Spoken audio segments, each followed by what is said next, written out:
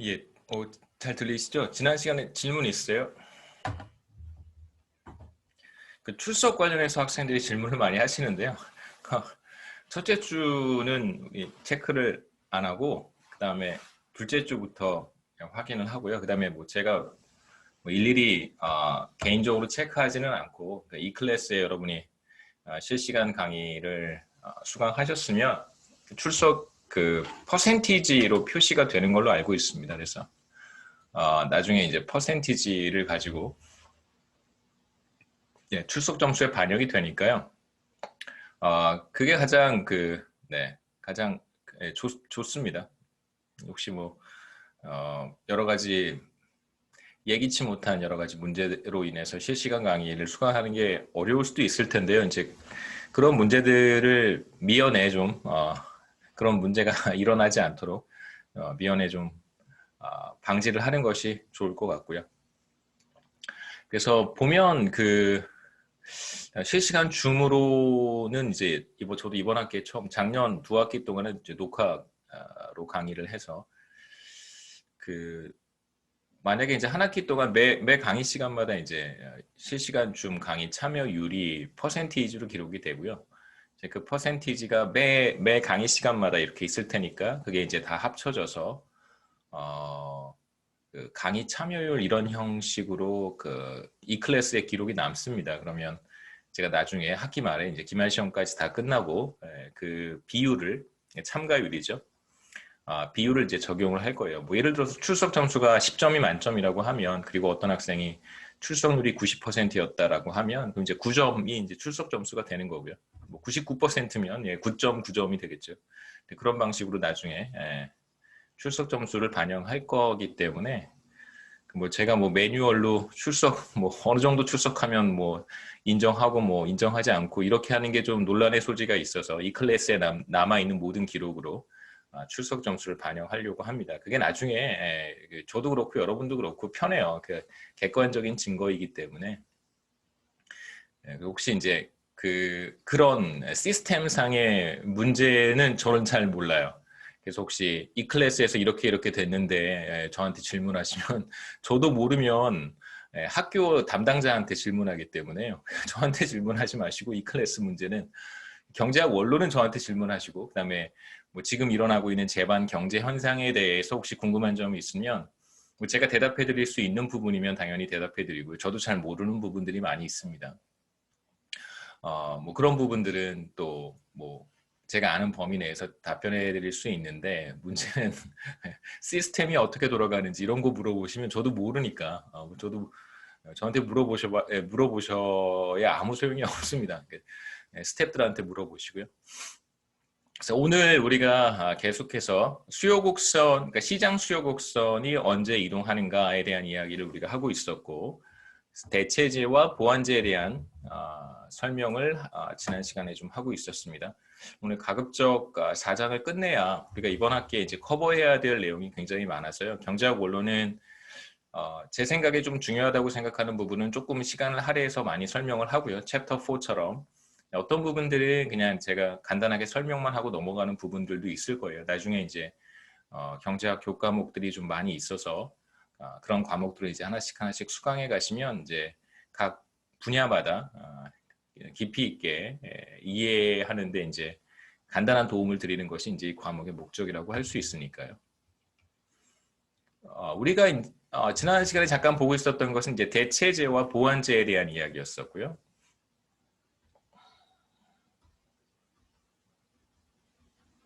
대체가 가능한 재화, 뭐 보완제 뭐 이렇게 생각해 볼 수 있겠죠. 뭐 지금 석유에 대한 이야기를 하고 있는데 너무 조금 와닿지 않는 이야기라고 한다면 조금 더 와닿는 그 이그젬플은 저 같은 경우에는 뭐 사람마다 좀 다르겠습니다만 피자와 치킨이 조금 대체제예요. 예. 예, 치킨이 대체제입니다. 피자와 치킨을 같이 먹진 않아요. 근데 어떤 제 친구들은 피자와 치킨을 같이 먹는 사람도 있습니다. 피자하고 치킨 윙을 이제 버팔로 윙을 같이 먹는 친구들이 있는데요. 같이 먹어야 되게 맛있대요. 근데 저는 같이 먹진 않습니다. 그러니까 피자를 먹거나 혹은 치킨을 먹거나 뭐 피자집에 뭐 주문이 밀려서 배달하는데 오래 걸리면 저는 그냥 치킨 같은 거 먹고요. 저는 이제 저는 대체제인데 여러분 이해하실 수 있을 거라고 생각합니다. 보완제인 경우에는 밑에 조금 있다가 보완제의 예를 생각해 보시면 되고요. 만약에 피자에 대한 수요 곡선을 우리가 생각해 보고 있다. 치킨 가격이 상승하면 사람들이 치킨 대신 피자를 더 많이 소비하려고 할 것이고요. 반대로 치킨 가격이 떨어지면 사람들이 피자 대신 치킨을 더 많이 소비하려고 할 테니까 그때는 피자에 대한 수요량이 주어진 가격에서 수요량이 떨어지겠죠. 그래서 대체제가 존재하고 그 대체제의 가격의 변화에 따라서 우리가 지금 보고 있는 재화, 피자 혹은 석유 수요 곡선이 이동할 수 있습니다. 그래서 대체제의 가격이 만약에 상승한다면 당연히 이제 우리가 지금 관심을 갖는 재화의 수요 곡선은 오른쪽으로 이동할 것이고요.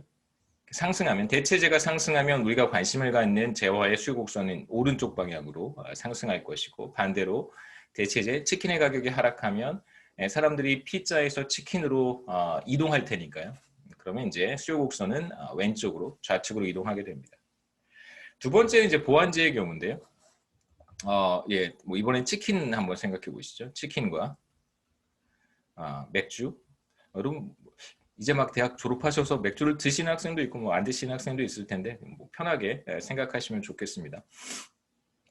치킨과 맥주는 보완제라고 한번 해보죠. 저는 술을 마시지 않아서 치킨은 그냥 뭐 콜라나 이런 거랑 같이 스프라이트 이런 거랑 같이 먹습니다만 치킨과 맥주가 보완제다라고 한번 생각해 보면 이 경우에는 조금 다르게 작용할 수 있겠죠. 네. 그러니까 맥주 가격이 대체제 같은 경우에는 대체가 될 수 있는 재화의 가격이 상승하면 우리가 관심을 갖는 재화의 소비량이 늘어나지만 이 경우에는 이제 맥주의 가격이 상승하면 맥주는 치킨하고 같이 먹어야 되는데 그럼 치킨의 소비량도 줄어드는 거예요. 맥주가 비싸서 같이 먹지 못하는 것이죠. 그래서 치킨의 소비량이 줄어들어요. 그래서 아까와는 조금 다른 방향으로 움직일 수 있습니다. 그래서 맥주와 치킨이 사실 같은 방향으로 움직인다고 생각하면 되겠죠. 보완제의 경우에는. 그래서 만약에 맥주 가격이 상승한다면 그럼 당연히 치킨에 대한 소비량도 줄어들 테니까 치킨 수요 곡선은 왼쪽으로 이동할 거예요. 수요량이 줄어들어서. 반대로 맥주의 가격이 떨어지면 사람들이 이제 치킨을 더 먹는 거예요. 뭐 상상하기 어려울 수도 있겠습니다만 뭐 어느 정도 이해는 되시죠? 네. 반대로 이제 맥주 가격이 하락한다면 맥주 가격이 떨어졌다 해서 치킨을 더 먹을 것 같지는 않지만 치킨에 대한 소비량이 늘어나서 치킨 수요 곡선은 이제 바깥쪽으로 이동한다라고 우리가 이야기할 수 있어요. 그래서 이게 대체제와 보완제 관계고요. 네 번째는 소비자들 혹은 뭐 구매자들, 바이어들의 숫자라든가 그 범위의 변화에 따라서 수요 곡선이 이동할 수 있습니다. 그러니까 여기에서는 간단하게 하나 생각해 볼 수 있는 건 구매자들의 숫자가 늘어나면 그럼 당연히 어떤 현상이 발생할 수 있냐면 수요 곡선이 당연히 오른쪽으로 이동하겠죠. 더 많은 사람들이 그 재화를 소비하려고 할 테니까 반대로 구매자들이 줄어든다면 그렇다면 수요 곡선은 안쪽으로 이동할 거예요. 그래서 이걸 우리가 조금 더 정확한 표현은 아니지만 대충 이런 식으로 말하는 경우도 있어요. 그러니까 시장이 확대된다 혹은 시장이 뭐 축소된다 이런 표현을 쓰기도 합니다. 근데 이제 시장이 확대되고 시장이 축소된다라는 뜻은 그러니까 바이어와 셀러 모두를 가리키는 것이기 때문에 사실 정확한 표현은 아니지만 뭐 이 경우에 구매자들이 줄어드는 상황도 혹은 늘어나는 상황도 시장이 축소된다, 시장이 확대된다 이렇게 표현해도 괜찮긴 합니다. 그 다음에 이제 범위와 관련돼서 간단한 예는 서울시의 대중교통, 예를 들면 이제 버스 같은 거 생각해 보시죠. 서울시에 이제 운행하고 있는 버스들이 뭐 지금도 어느 정도 친환경적인 그런 모형이긴 하지만 만약에 모두 다 전기 버스로 교체된다라고 한다면 그러면 이제 연료에 대한 수요량이 확 줄어들겠죠. 그렇죠? 그런 경우 하나와 반대로 이제 인구가 뭐 한 몇백 명 정도밖에 되지 않는 아주 소규모 도시 혹은 마을, 타운 이런 곳에서 버스가 이제 몇 대 운행하겠죠. 상대적으로 굉장히 적은 숫자의 버스가 운행할 텐데 그런 버스들을 전기 버스로 교체한다, 대체한다고 했을 때 그 효과는 거의 뭐 없을 거예요. 수요 곡선에 미치는 영향은 시장 수요 곡선에 미치는 영향은 거의 없을 것입니다. 그래서 이렇게 우리가 범위에 대한 이해도 해볼 수 있겠죠.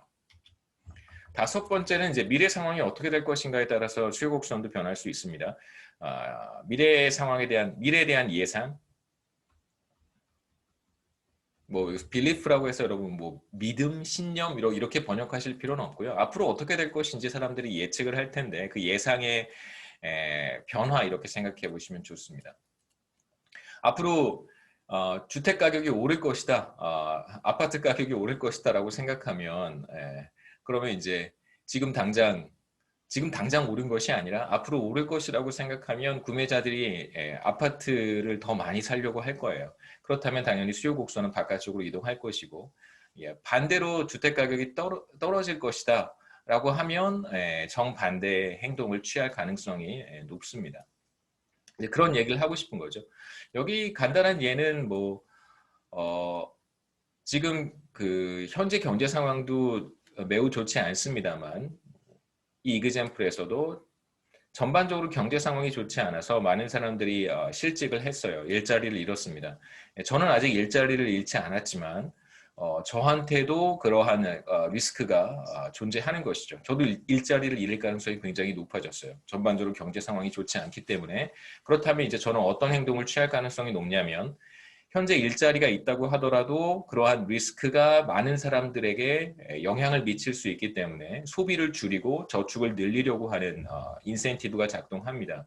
일자리를 잃게 되면 뭐 실업급여 같은 것을 받을 수도 있겠지만 소득의 감소가 크기 때문에 앞으로 그러한 그 어려운 상황에 대비하기 위해서 어느 정도 이제 버퍼 스탁이라고 할 수 있겠죠. 충분한 이제 여유 자금을 만들어 놓으려고 하는 인센티브가 강하게 작동하게 되고, 그러면 사람들이 이제 현재의 소비를 줄일 거예요. 전반적으로 여러 가지 소비를 줄일 텐데 뭐 의식주 같은 거 줄이기는 어렵잖아요. 생필품 이런 것들을 줄이기 어려우니까, 혹은 뭐 살고 있는 집 뭐 임대료를 내야 된다든가 뭐 렌트를 내야 되는 경우도 줄이기는 쉽지 않을 테니까 대체로 많이 이제 줄어드는 경우가 사치제 같은 경우, 뭐 럭셔리 굿, 사치제라고 해서 사치스러운 재화라고 생각하시면 안 되고요. 그 사치제, 럭셔리 굿과 그렇지 않은 재화를 구분하는 기준은 뭐 그렇게 뭐 명확하지는 않습니다만 내구재라든가 뭐 럭셔리 굿 이런 것들에 대한 이제 소비가 1차적으로 줄어들게 되고요.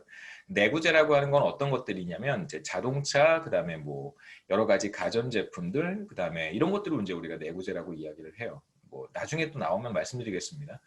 그다음에 이제 뭐 여기 우리 이그젬플에서처럼 이제 석유에 대한 소비량도 줄어들게 되겠죠. 그래서 전반적으로 앞으로 어떠한 일이 벌어질지에 대한 예상, 그다음에 그러한 예상의 변화에 따라서 수요 곡선이 이동할 수 있습니다. 그래서 이 경우에는 경제 상황이 나빠졌고 소득 감소가 예상이 돼서 전반적으로 소비를 줄인다면 석유에 대한 수요 곡선 당연히 이제 좌측으로 이동하겠죠, 그렇죠? 이렇게 석유에 대한 소비량이 줄어들 테니까. 여기까지가 바이어들의 문제, 그 다음에 이제 시장 수요 곡선을 우리가 살펴봤고요. 혹시 여기까지 질문 있어요?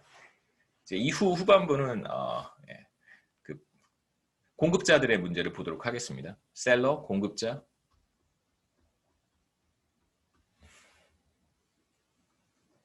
자, 그 다음에 이제 간단하게 하나 말씀드리고 싶은 것은 우리가 이번 학기 뭐 비대면 강의 이렇게 줌으로 한 학기 내내 진행을 하게 될 텐데 그런 생각을 지금 하고 있어요.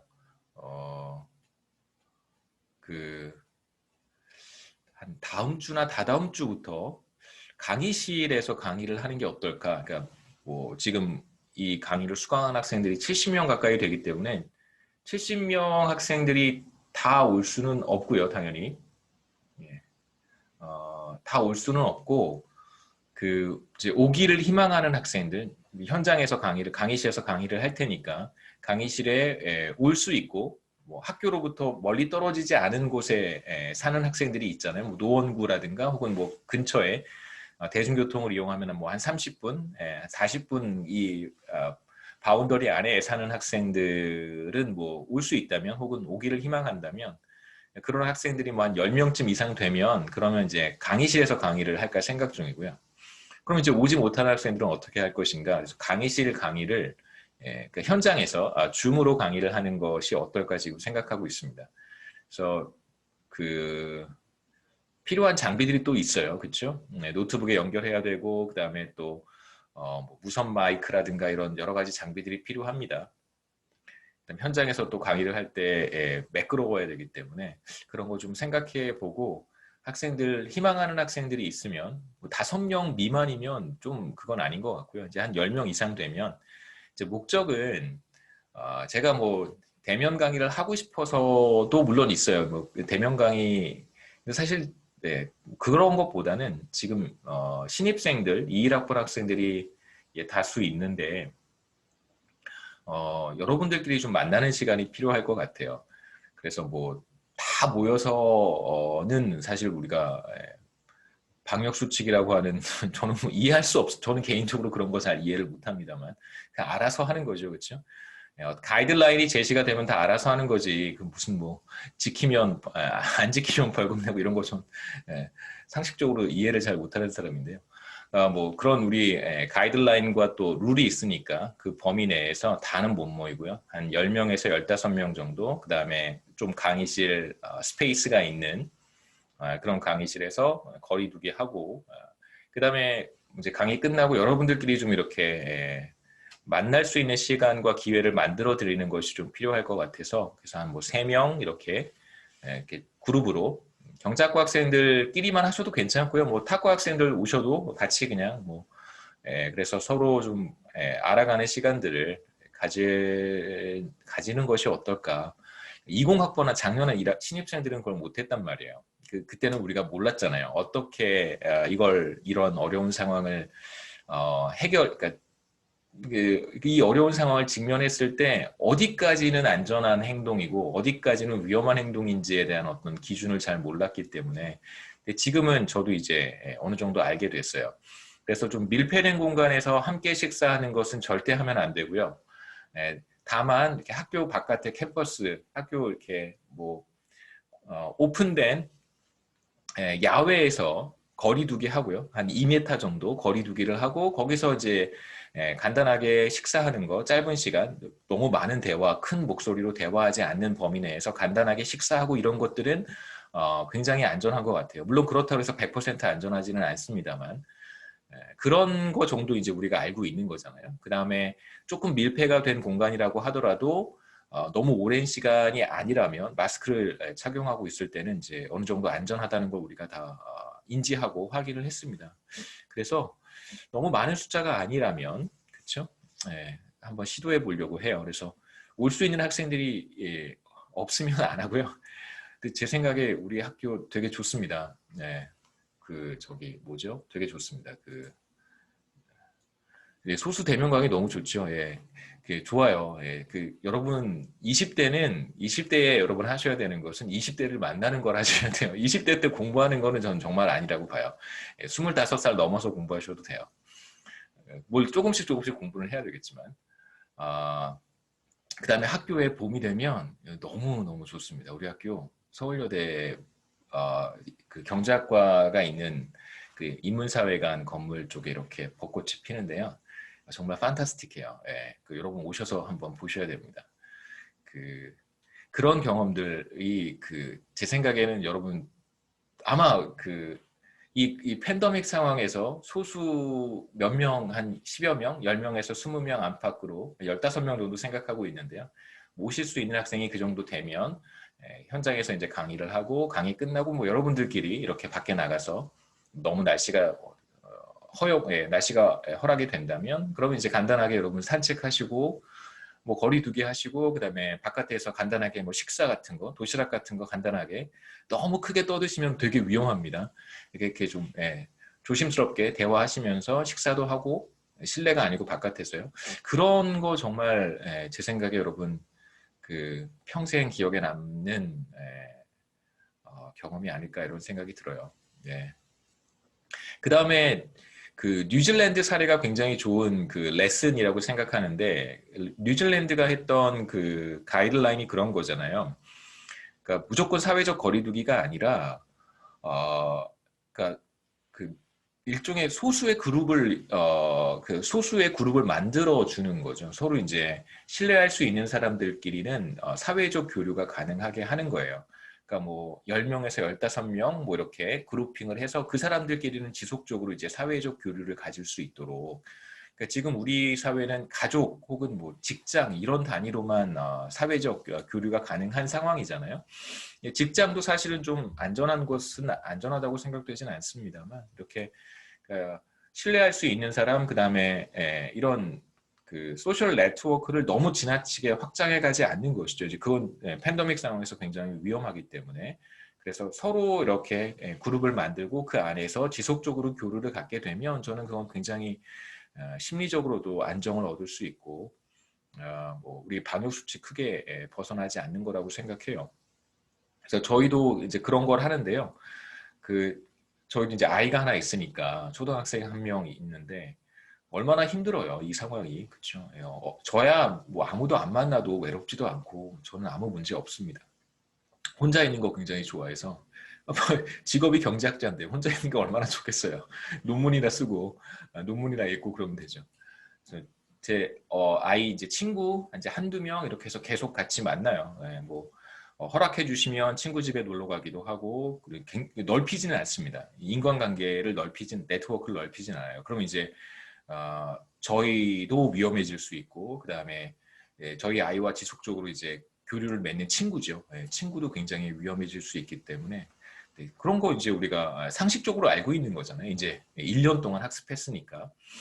그래서 저는 그렇게 지금 생각하고 있고 만약에 못 오시는 학생들은 뭐 안 오셔도 되고요. 오실 수 있는 학생들은 너무 적지만 않다면 한번 시도해 보겠습니다. 그래서 거시경제학 제가 수업도 그렇게 지금 일주일에 1시간 정도, 하루 정도, 일주일에 2번 강의 있는데 한 번 정도 그렇게 하고 그다음에 경제학 원론도 하게 되면 이제 화요일보다는 목요일이 좋을 것 같고요.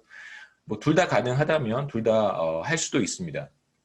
이제 제 생각엔 목요일을 선호하고 목요일엔 제가 경제학 원론 강의 하나밖에 없어서 그 다음에 이제 좀 걱정되는 것은 여러분 1학년 1학기 신입생들 같은 경우에는 또 경제 경영 수학 인문을 수강하는 학생들도 있을 거예요.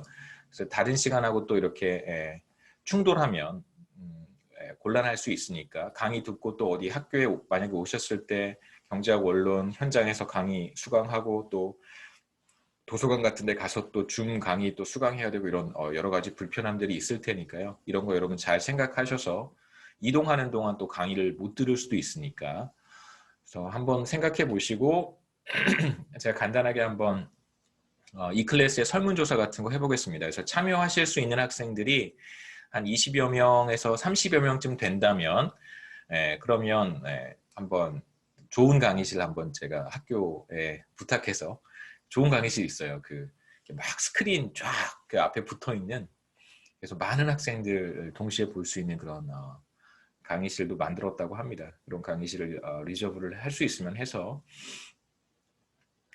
네 한번 해보죠. 예. 도전. 그래서 두 번째 이제 우리가 보고 싶은 것은 시장의 공급자, 셀러들의 측면이죠. 시장에는 한쪽 측면에는 디맨더들이 있고, 디맨드 사이드가 있고, 다른 한쪽에는 이제 서플라이 사이드가 있습니다. 서플라이 사이드에 대한 이야기고, 그래서 이제 공급자 혹은 셀러라고 제가 이야기를 할 텐데요. 여기서 이제 우리가 먼저 시작하려고 하는 것은 수요 곡선에 대한 이야기와 마찬가지로 어떤 한 개별 공급자, 여기에서는 이제 엑선 모빌이라고 하는 회사를 생각해 보겠습니다. 제가 그냥 넣은 게 아니고요. 교과서에 나오는 회사예요. 그래서 왜 엑선 모빌을 넣는지 잘 모르겠어요. 약간 우리 교과서의 저자가 돈을 받은 것이 아닐까 이런 생각이 좀 들었는데요. 엑선 모빌이 사실 예전에 흑역사 같은 걸 가지고 있는 회사이기도 합니다. 그 원유를 바다에 흘려가지고 바다를 해양 오염의 주범이기도 했던 그런 회사인데요. 그래서 막대한 환경 피해 주범이기도 합니다만 여하튼 엑선모빌이 주어진 원유 가격에서 얼마만큼의 이제 기름을 원유를 공급하려고 하는가 그 관계를 우리가 여기서 볼 것이고요. 수요량과 마찬가지로 공급량이라고 하는 개념이 있습니다. quantity supplied라고 하고요. 수요량을 quantity demanded라고 했던 것처럼 공급량이라고 하는 것은 주어진 가격, 어떤 가격에서 지금 우리가 보고 있는 엑슨모빌이 혹은 어떤 공급자들이 공급하려고 하는 수량을 의미합니다. 주어진 가격 수준에서 그 말은 쓰지 않을게요. 공급자들이 혹은 판매자들이 하는 수량이겠죠. 그래서 가격이 변하면 당연히 공급자들이 공급하려고 하는 수량도 변할 거예요. 그래서 엑슨모빌이라고 하는 회사를 한번 생각해 보겠습니다. 이 가격에 따라서 공급량이 어떻게 변화하는지에 대한 어떤 간단한 개념을 여러분 생각해 보시라고 이 이그젬플을 넣은 거고요. 엑슨모빌 같은 경우에는 우리나라 한국의 여러 이제 회사들 예를 들면 SK라든가 혹은 GS 칼텍스라든가 이제 현대 또 뭐지? 현대 오일인가요? 네, 현대 오일 하여튼 그런 회사들과는 본질적으로 다릅니다.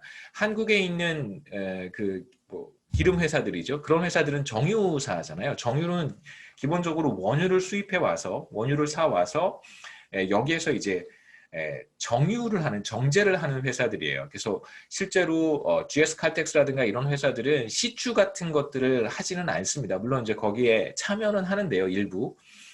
지분을 조금 가지고 있어서 참여는 하지만 실제로 자력으로 시추를 할 수는 없어요. 어디 저기 무슨 광구 저 캐러비안 베이의 어떤 이제 광구를 발견해서 멕시코만에 가서 뭐 시추를 한다든가 이제 이런 일은 하지 않습니다. 그런데 이제 엑슨모빌이라든가 미국에 있는 몇몇 회사들은 실제로 원유를 광구를 찾기도 하고 시추를 하고 그 다음에 이제 정제도 하고요. 그 다음에 이제 최종 소비자들한테 우리들 같은 최종 소비자들한테 이제 휘발유 같은 등유, 경유 같은 것들을 판매하기도 합니다. 이제 모든 걸 다 하는 거죠.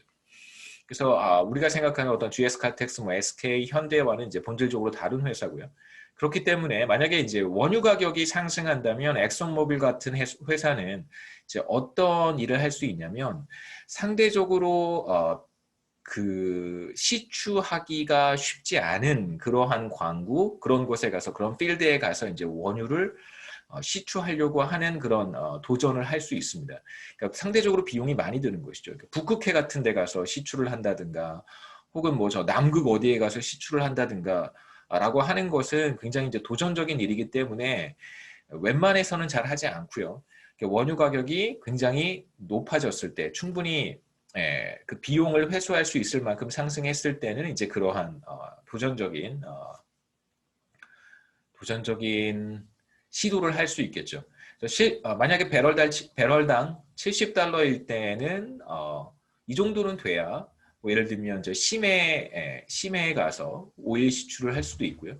그 다음에 이제 뭐 배럴당 80달러는 돼야 이제 북극해 들어가서 이제 뭐 원유를 시추할 수도 있고. 그래서 우리가 생각할 수 있는 이런 이제 관계는 원유 가격이 상승할 때 기업들이 조금 더 도전적인 시도를 할 수 있고 그래서 공급량이 늘어날 수 있다. 이런 얘기를 여기서 하는 것입니다. 자, 공급 곡선을 우리가 생각해 볼 텐데 우리가 앞서 클로이의 이그젬플에서 봤던 것처럼 수요 스케줄, 디맨드 스케줄 이야기를 했고요. 여기에서 이제 서플라이 스케줄에 대한 이야기를 할 텐데 서플라이 스케줄은 뭐냐면요. 가격이 이렇게 주어졌을 때 각각의 가격에 대해서 공급자가 얼마만큼을 공급하려고 하는가를 하나의 표로 보여주는 것입니다. 그게 바로 서플라이 스케줄이고요. 지금 여러분이 보고 계시는 이 테이블이 바로 서플라이 스케줄이라고 할 수 있어요. 보시면 배럴당 10달러일 때 엑슨모빌은 전혀 공급하지 않고요. 공급량이 제로고 배럴당 50달러일 때 엑슨모빌은 얼마만큼을 공급하냐면 1.2 빌리언 그러니까 뭐 12억 맞나요? 10억? 12억 배럴을 공급하려고 할 것이고 배럴당 100달러가 되면 공급량이 늘어나죠.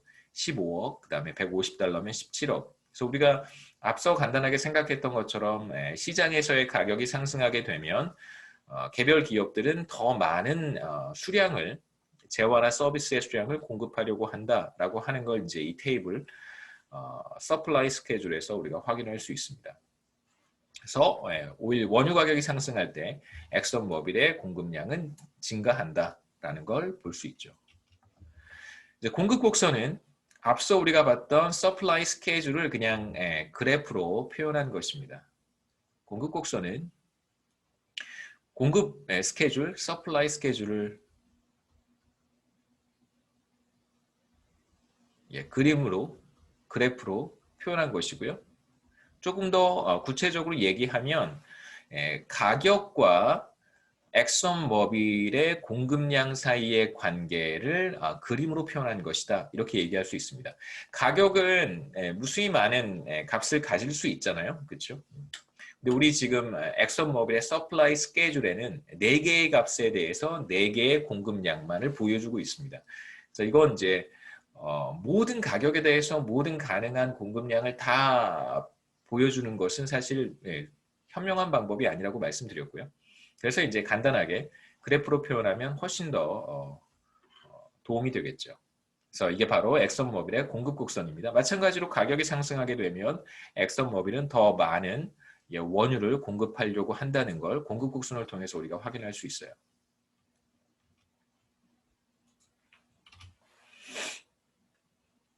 간단하게 말씀드렸던 내용이고 공급 곡선에서 우리가 확인할 수 있는 성질이 바로 가격과 공급량 사이에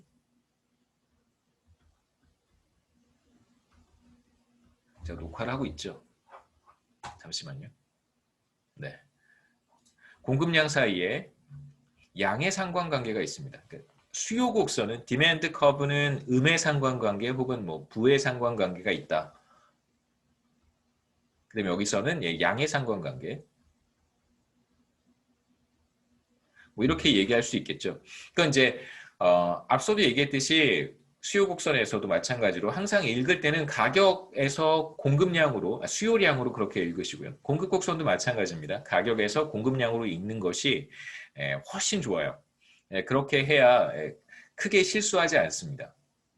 그러니까 willingness to pay에 대한 개념을 제가 설명드렸는데 만약에 그 개념이 그렇게 확실하게 이해가 되지 않는다면 그래서 실수를 할 수 있다면 만에 하나 헷갈릴 수 있잖아요. 그렇죠? 그러면 이제 항상 가격에서 수요량으로 읽으시면 되고 우리가 여기에서도 willingness to accept라고 하는 개념을 우리가 볼 텐데 그것도 까먹을 수 있어요. 헷갈리잖아요. 그럼 항상 가격에서 공급량으로 읽으시면 됩니다. 그래서 가격과 공급량 사이에 양의 상관관계에 양의 관계가 있다. 파지티브 릴레이션십을 갖는다라고 하는 것이 이제 공급 곡선이고 이러한 관계를 공급의 법칙이라고 우리가 부릅니다. 그래서 거의 모든 웬만하면 예외적인 경우가 거의 없고요. 웬만해서는 가격이 상승하면 다른 조건이 동일할 때 가격이 상승하면 당연히 공급자들은 공급량을 늘리려고 하겠죠. 예, 뭐 제가 좋아하는 치킨 같은 경우 생각해 봅시다. 만약에 치킨 같은 경우에 치킨 가격이 상승하면 당연히 더 많은 사람들이 치킨을 공급하려고 할 거예요. 혹은 뭐 치킨 공급량이 늘어난다 이렇게 얘기할 수 있겠죠. 근데 이제 문제는 우리가 항상 생각해야 되는 것은 왜 치킨 가격이 올랐을까잖아요. 그러니까 뭐 여러 가지 요인으로 치킨 가격이 오를 수 있는데 지금 우리가 보는 것은 다른 조건이 동일하고 당연히 그냥 단순히 치킨 가격만 오른 거예요. 그렇게 생각하셔야 됩니다. 여러 가지 뭐 물가가 상승하고 뭐 인건비가 상승하고 뭐 여러 가지 재료비가 상승하고 그래서 치킨 값이 올랐다라고 생각하시면 안 되고요. 그냥 단순하게 치킨 가격만 올랐을 때는 다른 건 변하지 않았어요. 재료비라든가 인건비라든가 뭐 이런 거 치킨 값도 변하지 않았어요. 그럴 때 당연히 치킨의 공급량이 늘어난다라고 생각하셔야 됩니다. willingness to pay에 대응되는 공급자들한테 대응되는 개념이 바로 이제 willingness to accept고 이거는 이제 판매 용의 가격이라고 번역하기도 하고 그 다음에 이제 또 뭐라고 부른다고 했었죠? 갑자기 생각이 안 나는데 저 뭐라고 지지난 시간에 뭐라고 그랬었죠? 또 하나 저도 잘 안 쓰는 우리말로 잘 얘기를 안 해서 네, 생각나면 다시 말씀드릴게요. 네, 판매 용의 가격이라고만 일단 말씀을 드리고요.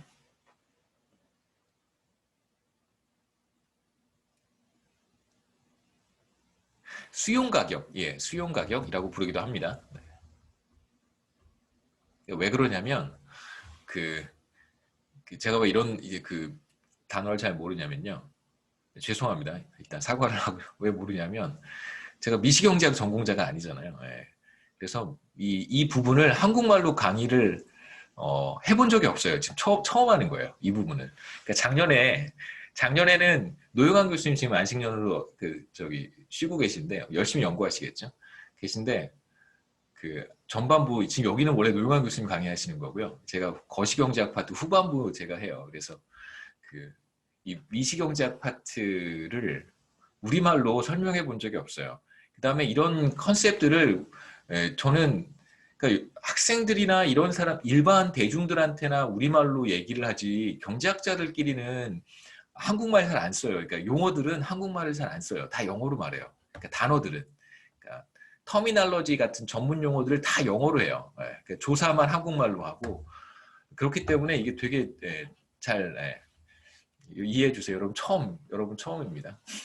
예. 저한테 미시경제학 파트를 우리말로 수강하는 첫 번째 학생이고 아마 다음 학기에 제가 강의를 할지 모르겠지만 아마 처음이자 마지막일 수 있어요. 저는 이렇게 경제학 원론의 미시 파트와 미시경제학을 웬만해선 강의를 하지 않기 때문에 한국말로 미시경제학은 영어로도 강의를 안 하죠. 저는 미시경제학자가 아니기 때문에. 자, 엑소모빌의 서플라이 커브, 그 다음에 willingness to accept에 대한 이야기를 하겠습니다. willingness to accept는 그 willingness to pay랑 굉장히 비슷한 개념이에요. 그래서 1.5 한번 그림으로 돌아가 볼까요? 자, 그림을 한번 보겠습니다. 자, 여기에서 지금 현재 엑슨모빌이 1.4만큼, 1.4 빌리언이겠지만 1.4만큼을 시장에 공급하고 있어요. 그래서 한 단위 더, 그러니까 1 빌리언 배럴을 한 단위 더 공급하려고 할 때 반드시 수용해야 되는, 받아야 되는 가격이 얼마인가? 여기에서 한 단위 추가로 공급할 때 이제 받아야 하는 최소한의 가격이에요. 그러니까 최소한의 가격. 그러니까 이만큼은 받아야지만 되는 거예요. 그러니까 1.4 배럴을 1.4 빌리언스 오브 배럴 쓰겠지만 여하튼 1.4만큼을 공급하고 있었는데 여기서 0.1단이겠죠. 1.5만큼을 공급했을 때 최소한 받아야 되는 가격이 바로 willingness to accept입니다. 그래야 엑슨모빌은 1.4에서 1.5로 갈 수 있는 거예요. 근데 이러한 willingness to accept라고 하는 것이 점점 상승한다는 것이죠. 자, 왜 그런지 조금 더 생각해 보겠습니다.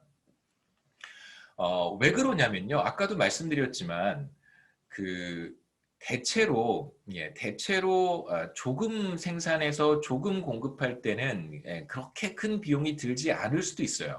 물론 매우 큰 비용이 들 수도 있습니다. 제가 지금 말씀드리는 거는 처음에 이렇게 조금씩 생산해서 판매할 때는 그렇게 높은 가격을 받지 않아도 괜찮을 수 있어요. 그런데 이제 좀 여러분 이해하시는데 어려움이 있을 수도 있겠지만 그렇지 않은 사례도 있습니다. 먼저 그렇지 않은 사례를 하나 말씀드릴게요. 지금 우리가 경험하고 있는 코로나 바이러스 백신 같은 경우가 그럴 수 있어요. 그러니까 백신 같은 경우에는 이걸 연구해서 개발해낼 때까지 막대한 비용이 들어갔단 말이에요. 어마어마한 비용이 들어갔어요. 그리고 실제로 한 도스를 생산하는 비용은 사실 nothing이에요. 거의 nothing입니다. 생산 비용이 그 얼마나 들겠어요. 문제는 뭐냐면 그 도스 하나가 그러니까 원 도스가 비싼 이유는 그걸 개발할 때까지 투입된 비용이 어마어마하기 때문에 그런 것이죠. 이제 그런 경우가 특수한 우리가 지금 보는 경우와 정반대되는 거라고 할 수 있어요. 그런데 이제 생각해 봅시다. 막대한 연구 개발을 투입해서 결국 이제 백신을 개발을 했어요. 그런데 이제 어떤 회사가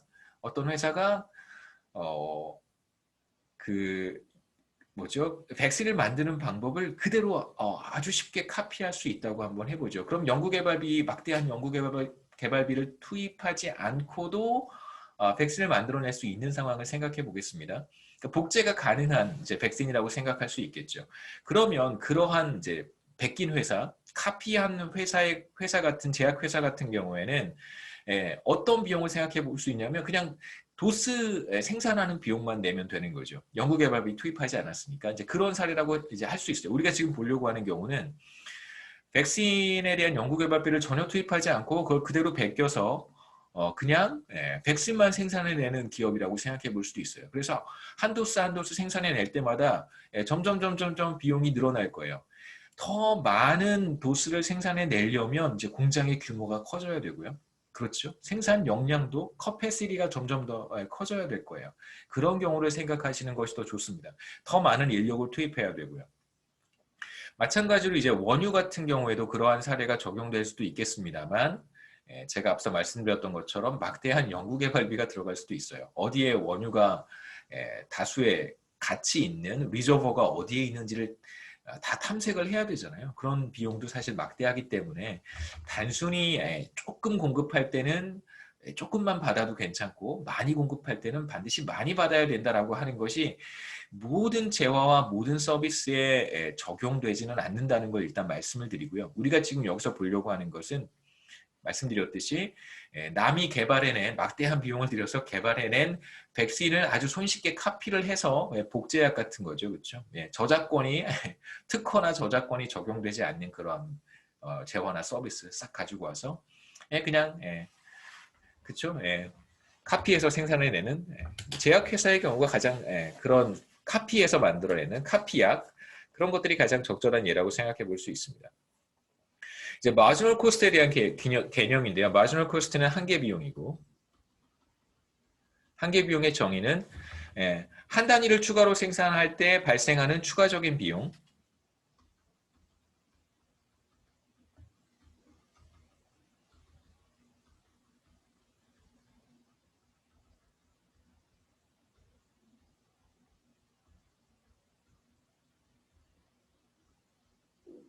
자, 이게 바로 마지널 코스트입니다. 그래서 앞서 이제 제약회사, 백신 같은 경우 생각해 보죠. 연구개발비 다 무시하시고요. 이제 모든 생산 비용이라고 하는 것은 뭐냐면 그냥 한 도수 한 도수 생산해낼 때 발생하는 비용이에요. 그럼 이제 한 도수 처음에 하나도 생산하고 있지 않다가 처음에 한 도수를 만들었어요. 그때 비용은 사실 미미하겠죠. 그렇죠? 물론 여러분 이런 거 생각 너무 이렇게 깊게 하시면 안 됩니다. 공장도 지어야 되고 뭐 이런 거 그냥 저기 집에서 이렇게 쭉 이렇게 만들 수 있잖아요. 한 도스 같은 것은 그냥 간단하게 저 혼자서도 만들 수 있다라고 한번 생각해 보시죠. 한 도수, 두 도수 이렇게 몇 개 만드는 건 거의 뭐 비용이 들지 않습니다. 그런데 이제 점점 생산량이 늘어나면 늘어날수록 하나 더 생산할 때 추가적으로 발생하는 비용이 점점 더 커질 거예요. 이러한 사례는 우리가 아주 흔히 볼 수 있어요. 여러분 뭐 스타벅스라든가 이런 데 가셔도 커피를 더 많이 생산해내면 더 많이 생산해낼수록 비용은 추가로 발생하는 비용은 점점 올라갑니다. 그래서 우리가 경제학에서 추가로 발생하는 비용은 생산량이 늘어나면 늘어날수록 점점 높아지게 되어 있어요. 공장도 늘려야 되고요. 샵도 늘려야 되고 그 다음에 더 많은 스페이스가 필요하고 더 많은 머신이 필요합니다. 더 많은 에스프레소 머신이 필요하고 더 많은 사람이 필요하겠죠. 그렇기 때문에 보통 한 개의 비용이라고 하는 것은 더 많이 생산하면 생산할수록 점점 더 높아진다고 보고 실제로 현실에서도 이러한 현상이 그대로 나타납니다. 자, 이제 마지널 코스트에 대한 개념을 우리가 willingness to accept랑 연결시켜 보려고 하는데요. 자, 더 많이 생산하면 더 많이 생산할수록 추가로 발생하는 비용이 점점 커진다고 했어요. 엑소모빌의 경우로 돌아가 보겠습니다. 오일을 더 많이, 원유를 더 많이 시추해서 생산하는 거죠. 사실은 만들어내는 건 아닙니다만 더 많은 오일을 시추해서 판매하려고 하면 추가적인 비용이 계속해서 더 늘어날 거예요. 한계 비용이 상승할 것입니다. 그래서 한계 비용은 체증한다 이런 표현을 나중에 우리가 사용하도록 하겠습니다.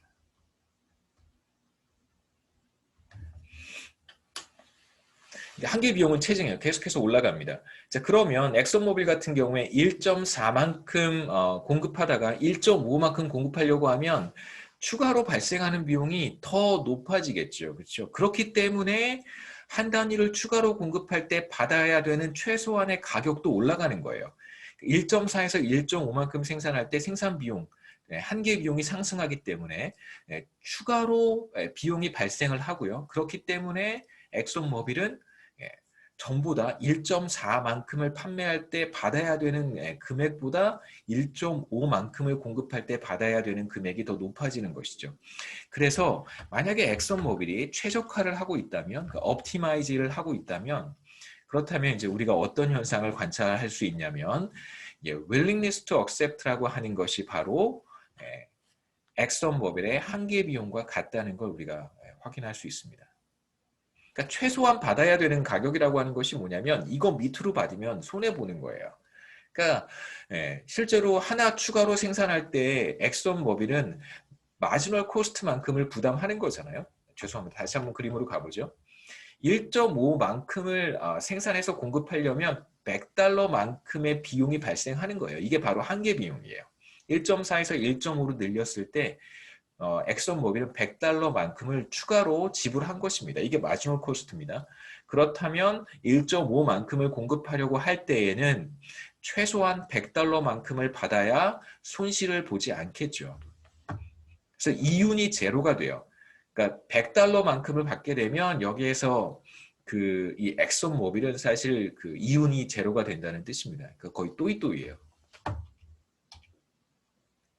그래서 기업이 최적화를 하고 있다면 공급 곡선의 높이죠. 공급 곡선 이렇게 우리가 그릴 수 있습니다. 그래서 이 공급 곡선의 높이가 바로 뭐와 같냐면 willingness to accept 판매 용의 가격, 수용 가격이면서 동시에 우리가 이걸 뭐라고 부르냐면 willingness to accept라고 부릅니다. 추가로 한 단위 공급할 때 받아야 하는 최소한의 가격이라는 뜻이고요. 이거 밑으로 받으면 손해 보는 거예요. 더 받으면 땡큐고요. 자, 이제 엑손모빌의 공급 곡선으로부터 시작해서 출발해서 시장의 공급 곡선을 우리가 어떻게 도출할 수 있는가? 우리가 수와 카를로스에 대한 이그젬플을 봤던 것처럼 여기에서는 쉐브론과 엑손모빌에 대한 예를 보도록 하겠습니다. 쉐브론도 유명한 회사고요. 그 다음에 이제 엑손모빌은 여러분 다 아실 거고. 그래서 만약에 미국 같은데 여행 가보시면 이렇게 이렇게 멋있는 멋있는 것도 이렇게 많이 보시면 좋겠지만, 저는 이런 것들도 많이 봐요. 많이 보이니까. 보면 이제 주유소에 헤스라고 하는 주유소도 있고, 쉐브론이라고 하는 주유소도 있고, 엑손모빌 주유소도 있습니다. 엑손모빌 주유소의 기름이 조금 더 비싸요. 기름을 좀 비싸게 팔아요. 자기네가 좋은 기름을 판다고는 하는데, 저는 모르죠. 그렇죠. 전문가가 아니어서 더 좋은 기름인지는. 시장 공급 곡선을 우리가 한번 도출해 보도록 하겠습니다. 마켓 서플라이 커브고요. 앞서 했던 거와 비슷하게 우리가 수요 곡선 도출하는 거와 비슷하게 마켓 서플라이 커브라고 하는 것은 시장에 참여한 공급자들이 주어진 가격에서 얼마만큼을 공급하려고 하는지 그 공급량을 다 더하면 됩니다. 각각의 가격에 대해서. 그래서 집계한다, 총 공급량이라고 이제 여러분 번역하시면 조금 그래요. 왜냐하면 말씀드렸듯이 거시경제학에는 총 공급 곡선이라고 하는 개념도 있어요. aggregate supply curve라고 하는 건데 그런 개념이 있기 때문에 총 공급 곡선이라고 부르면 굉장히 혼란스럽습니다. 그래서 이 경우에는 제가 그냥 시장 공급 곡선이라고만 부를 거예요. 우리가 하나의 시장만 보는 것이기 때문에 거시경제학에서 총 공급 곡선은요, 거시경제 전체 시장을 다 그냥 하나로 묶어서 보는 개념이기 때문에 기본적으로 다릅니다.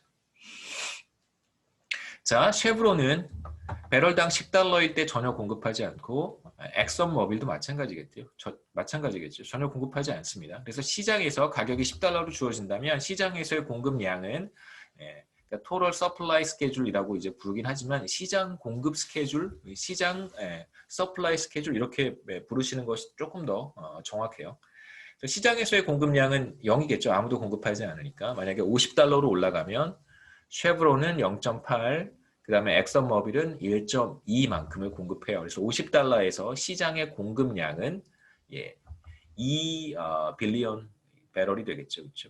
마찬가지로 각각의 가격에 대해서 공급자들의 공급량을 다 더하면 됩니다. 이걸 이제 그림으로 어떻게 표현할 수 있냐면, 자, 엑슨모빌을 중심으로 한번 생각해 보시죠. 자, 엑슨모빌의 공급 곡선 우리가 앞에서 봤던 것처럼 이렇게 표현할 수 있고 가격이 $50일 때 배럴당 엑슨모빌은 얼마만큼을 공급하냐면요. 1.2만큼을 공급한다고 했습니다. 우리 앞에 스케줄에서. 그 다음에 이제 가격이 $50일 때 쉐브론은 0.8만큼을 공급하잖아요. 그래서 이 거리가, 이 디스턴스가 0.8인데 시장에서의 공급량은 배럴당 $50일 때 어떻게 표현하면 되냐면 여기에서 출발해서요. 0.8만큼 더하면 되겠죠. 쉐브론만큼. 이만큼이 쉐브론이겠죠. C네요.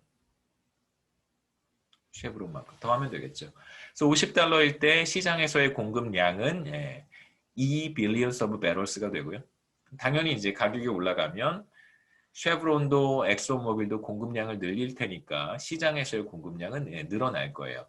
그래서 시장 공급 곡선도 우리가 어떤 성질을 갖는다라고 말할 수 있냐면 공급의 법칙이라는 성질을 만족한다라고 말할 수 있습니다. 그러니까 가격이 상승하면 개별 공급자들이 공급량을 늘릴 거 아니겠어요? 그럼 당연히 시장에서도 가격이 상승하면 시장 공급량이 늘어날 거예요. 그래서 시장 공급 곡선이라고 하는 것도 그래서 이걸 토탈 서플라이 커브라고 표현을 하지만 교과서에서 이게 조금 총이라고 번역하시는 건 적절하진 않습니다. 총 공급 곡선이라고 번역하지 마세요. 시장 공급 곡선이 그래서 우상향하게 우리가 나타난다고 얘기할 수 있겠죠. 질문 있어요? 저기 0.8 밑에 뭐라고 쓰신 거예요? 쉐브론이요. 아, 쉐브론. 감사합니다. 네, 감사합니다. 이렇게 질문하시면 너무 좋아요. 그래서 우리가 시장 공급 곡선을 도출할 수 있고 시장 공급 곡선도 당연히 low of supply 만족한다. 그래서 개별 공급자들의 공급 곡선을 어떻게 더한 거냐면 수요 곡선과 마찬가지로 이렇게 오른쪽으로 스택해 가는 거예요. 공급 곡선이 우상향하는데 이렇게 옆으로 쭉쭉쭉 붙여가면 우리가 시장 공급 곡선을 도출할 수 있습니다. 우리 이 example은 이제 쉐브론과 엑슨모빌 두 개만 더한 거니까 시장에는 무수히 많은 공급자들이 존재하겠죠. 우리는 지금 완전 경쟁 시장을 보고 있으니까. 그래서 마찬가지로 우리가 우상향하는 시장 공급 곡선을 도출했다라고 한번 가정해 보겠습니다. 그래서 시장에서의 공급 곡선은 이렇게 생겼어요.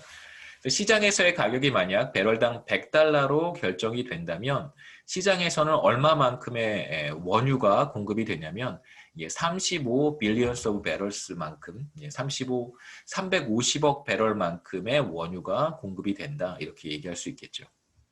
그래서 앞서도 제가 비슷한 말씀을 드렸지만 디맨드라고만 얘기를 하면 그건 디맨드 커브를 의미하는 것이고요. 마찬가지로 제가 서플라이라고만 얘기를 하면 그건 서플라이 커브를 의미하는 거예요.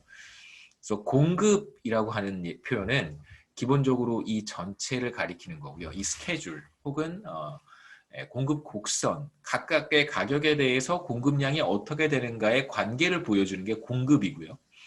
35, 30, 40갤런, 이건 배럴이죠. 이런 값들은 공급이라고 표현하지 않습니다. 이건 이제 공급량이에요. 이 각각의 값들은 공급량이에요. 그래서 공급은 이 관계를 보여주는 것이고 공급량은 특정 가격에 대해서 시장에 얼마만큼이 공급되는가는 하나의 이제 값을 의미하는 것입니다.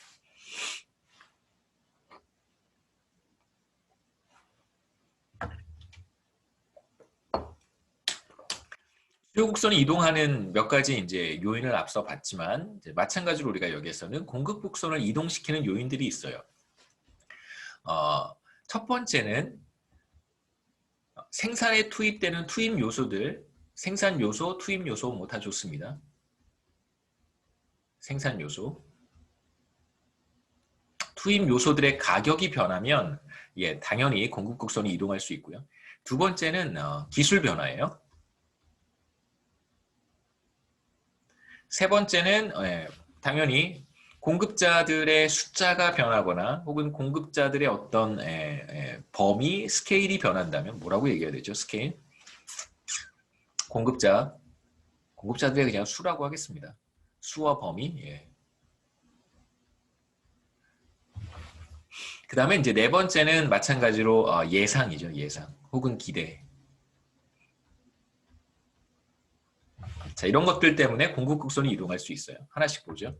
첫 번째는 생산에 투입되는 투입 요소들의 가격이 변하면 당연히 이제 공급량이 변할 수 있습니다. 그렇기 때문에 각각의 가격에 대해서 공급량이 변하니까 공급 곡선이 이동하겠죠. 치킨의 예로 다시 한번 돌아가 보겠습니다. 치킨 같은 거 생각해 보시죠. 뭐 프랜차이즈여도 좋고, 뭐 요즘은 프랜차이즈가 아닌 치킨집도 많이 있는데, 저희 동네도 치킨집이 몇 개 있었는데 되게 요즘 어려워하는 것 같아요. 전반적으로 다 너무 힘들어서. 여하튼 프라이드 치킨 같은 거 하나 이제 만들어내려면 재료가 많이 들어가잖아요. 뭐 치킨부터 시작해서 기름도 들어가고, 뭐 임대료도 들어가고, 그다음에 인건비도 들어가고 많이 들어갑니다. 이런 것들이 만약에 상승하게 되면 당연히 어떤 변화가 나타날까요? 치킨의 공급량은 줄어들게 됩니다. 그러니까 치킨 가격이 일정한 상태에서 이런 뜻이죠, 그렇죠? 이렇게 치킨 가격이 이렇게 일정해요. 그러면 시장에서의 공급량이 수요 곡선을 그렸습니다. 죄송합니다. 아직 잠이 덜 깬 것 같아요. 자, 시장에서의 가격이 이렇게 주어졌을 때 시장에서의 공급량을 우리가 이제 알 수 있는데 이 가격이 일정한 상태에서 만약에 뭐 기름값이 상승한다든가 그 다음에 뭐 인건비가 상승한다든가 뭐 조리독감 이런 것 때문에 닭을 많이 살처분해서 치킨 그 재료값이죠. 재료값이 상승했다고 한다면 당연히 공급량이 줄어들게 되겠죠. 이렇게 주어진 가격에서 이제는 공급자들이 공급량을 줄일 거예요. 그러한 현상은 모든 가격에 대해서 비슷하게 나타나게 됩니다. 정반대로 치킨 값이 떨어지거나 혹은 인건비가 하락하는 일은 거의 없지만 인건비가 하락하거나 혹은 뭐 임대료가 하락하거나 이렇게 된다면 그렇다면 이제 공급량이 이렇게 늘어나서 공급 곡선이 바깥쪽으로 이동하겠죠. 이런 현상은 모든 가격에 대해서 나타날 테니까 지금 우리가 여기서 보는 이그젬플은 석유를 시추하기 위해서는 굉장히 복잡하고 대규모 장비가 필요합니다. 그러한 장치나 시설들에는 이제 뭐 강철 같은 것들이 주요 재료로 들어갈 텐데 만약에 강철의 가격이 상승한다면 당연히 그 시추 과정에 투입되는 중장비 같은 것들의 가격도 올라갈 테니까 당연히 원유의 공급량은 떨어질 거예요. 이러한 현상은 모든 가격에 대해 나타날 테니까 강철 가격이 상승하게 되면 원유의 공급 곡선이 왼쪽으로 이동할 것이고 반대로 강철의 가격이 떨어진다면 그렇다면 원유 공급량은 늘어날 거예요. 이러한 현상은 모든 가격에 대해 나타날 테니까 공급 곡선이 오른쪽 혹은 바깥쪽으로 이동한다고 얘기를 합니다. 그 다음에 곡선의 이동과 곡선상의 이동을 우리가 구분할 필요가 있어요. 이건 이제 곡선의 이동이고요. 공급 곡선의 이동. 그 다음에 오른쪽의 그림은 곡선상의 이동입니다.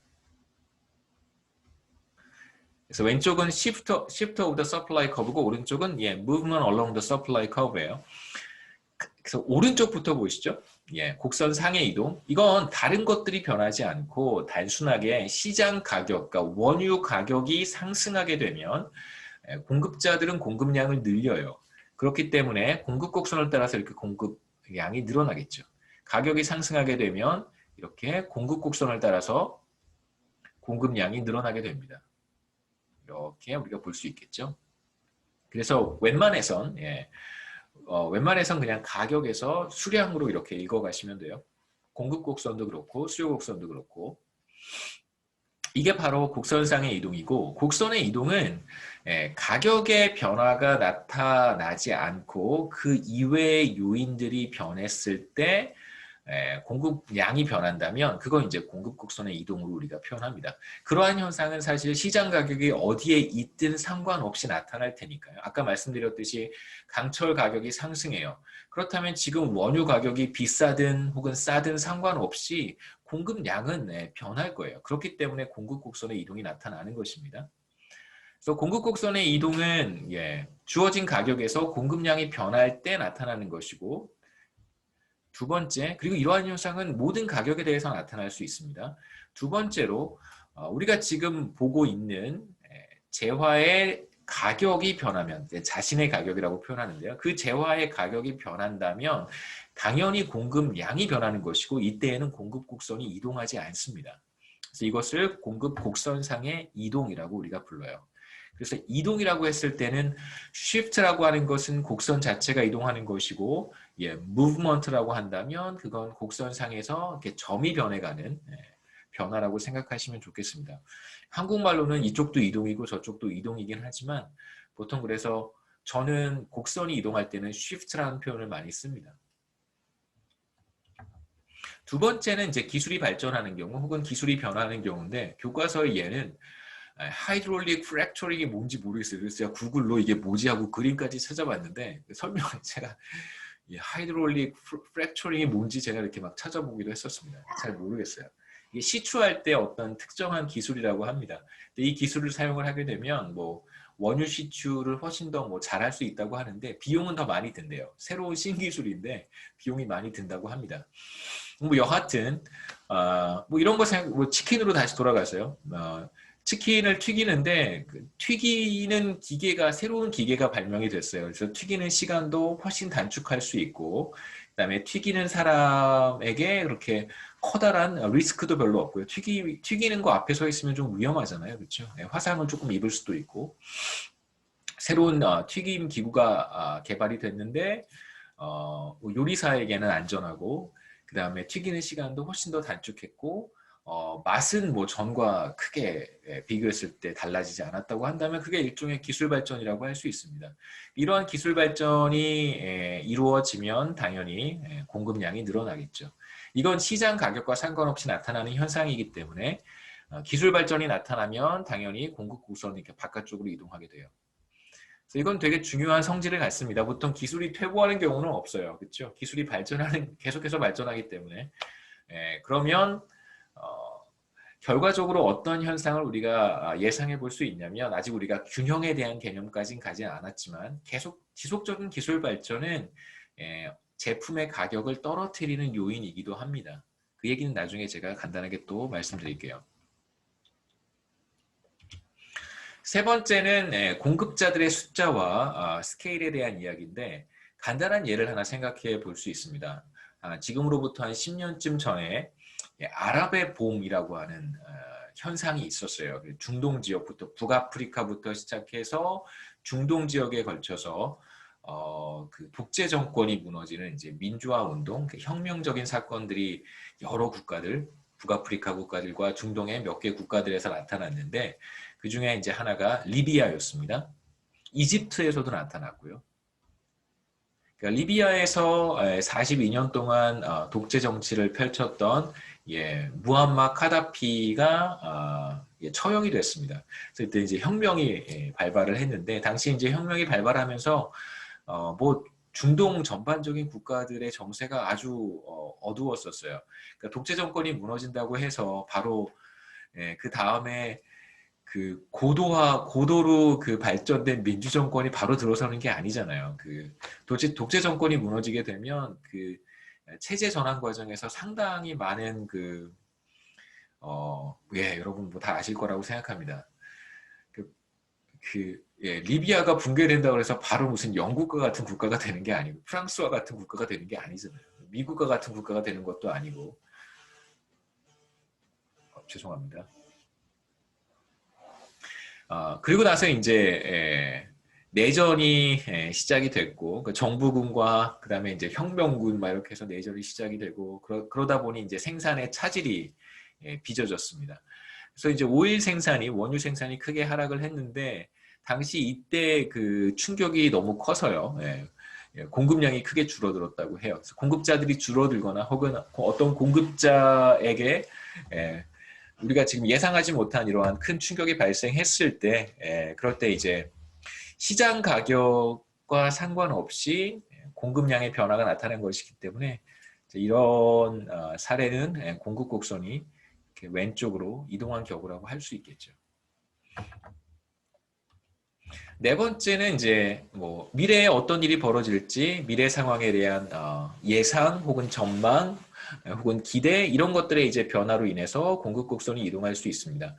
뭐 그냥 간단하게 여러분 한번 읽어 보시면 좋을 것 같아요. 내추럴 가스, 천연가스에 대한 이야기인데 보통 이제 천연가스를 난방 목적으로 많이 사용을 합니다. 그럼 이제 여름철에는 천연가스를 사람들이 많이 쓰지 않을 테니까 보통 가격이 이렇게 낮을 거예요. 그렇죠? 근데 이제 겨울철에는 천연가스를 사람들이 많이 난방에 대한 수요 때문에, 난방 수요 때문에 많이 쓰려고 하니까 그럼 이제 기업들은 이러한 어떤 계절적인 패턴을 잘 알고 있어요. 이제 여름에는 공급을 좀 줄이고, 그렇지? 어차피 뭐 쓰는 사람들이 별로 없을 테니까 공급량을 좀 줄이고 겨울철에는 이제 공급량을 늘리는 이런 형태로 의사결정을 할 수 있겠죠. 그러면 계절적인 요인에 의해서 천연가스의 공급 곡선이 이렇게 이동할 수 있습니다. 여름철에는 공급량이 줄어들 테니까 시장 가격과 상관없이 공급 곡선이 이렇게 안쪽으로 왼쪽으로 이동했다가 겨울철이 되면 공급 곡선이 다시 바깥쪽으로 이동하는 그런 현상이 나타나겠죠. 시간이 우리 11시 45분까지죠. 간단하게 균형에 대해서만 간단하게 소개를 하고 질문하실 수 있는 시간을 좀 드리는 게 좋을 것 같습니다. 이제 우리가 수요 측면 봤고요. 디맨드 사이드 봤고 공급 측면 서플라이 사이드를 봤습니다. 그럼 이제 공급자들과 수요자들이 만나야 되겠죠. 그 시장이 바로 그것이니까요. 그렇다면 이제 시장에서 어떤 현상이 나타나는지 시장에서 어떻게 가격이 결정이 되고 거래량이라고 하는 것은 이제 어떻게 결정이 되는지를 보도록 하겠습니다. 가격에 대한 이야기고요. 거래량에 대한 이야기겠죠. 그래서 우리는 처음에 완전 경쟁 시장, 뭐 perfectly competitive market을 우리가 보겠다라고 말씀을 드렸고요. 그래서 완전 경쟁 시장이기 때문에 수요자들도 공급자들도 시장 가격에 영향을 미치지 못합니다. 그래서 시장 가격을 주어진 것으로 받아들여서 의사결정을 한다는 뜻이죠. 구매할지 하지 않을지, 얼마만큼을 구매할지, 혹은 공급할지 말지, 얼마만큼을 공급할지를 결정하게 돼요. 그래서 시장에서의 균형은 이렇게 시장 수요 곡선과 이제 시장 공급 곡선이 만나는 점에서 균형이 결정된다. 여기를 우리가 균형이라고 얘기를 합니다. 이 점이 바로 에콜리브리엄 균형이에요. 그러면 가로축에 여기가 바로 시장 균형 가격이 되겠죠. 여기가 균형 가격. 그 다음에 균형 거래량은 이만큼일 거예요. 균형 거래량. 우리는 지금 경쟁 시장 혹은 완전 경쟁 시장을 가정하고 있기 때문에 그렇기 때문에 뭐 경쟁 균형 가격까지 이렇게 다 길게 말씀하실 필요는 없어요. 경쟁 균형 거래량 이렇게 말할 필요 없고 그냥 균형 거래량, 균형 가격이라고 이야기하면 됩니다. 그래서 굉장히 중요한 건 뭐냐면 수요 곡선과 공급 곡선이 만나는 점에서 균형이 이루어진다 이런 얘기를 우리가 했단 말이에요. 시장의 균형은 공급 곡선과 수요 곡선이 만나는 점에서 이루어진다. 이런 얘기를 하려면 이런 얘기를 할 수 있는 시장은 경쟁 시장이에요. 우리가 무조건 모든 시장에 대해서 수요 곡선과 공급 곡선이 만나는 점에서 균형이다 이렇게 얘기하면 안 됩니다. 절대 안 됩니다. 수요 곡선과 공급 곡선이 만나는 점에서 균형이 이루어진다라고 말할 수 있는 시장은 경쟁 시장이에요. 항상 그걸 염두에 두셔야 됩니다. 그래서 수요 곡선, 공급 곡선을 가지고 모든 시장을 다 이야기하려고 하는 시도를 하시면 안 돼요.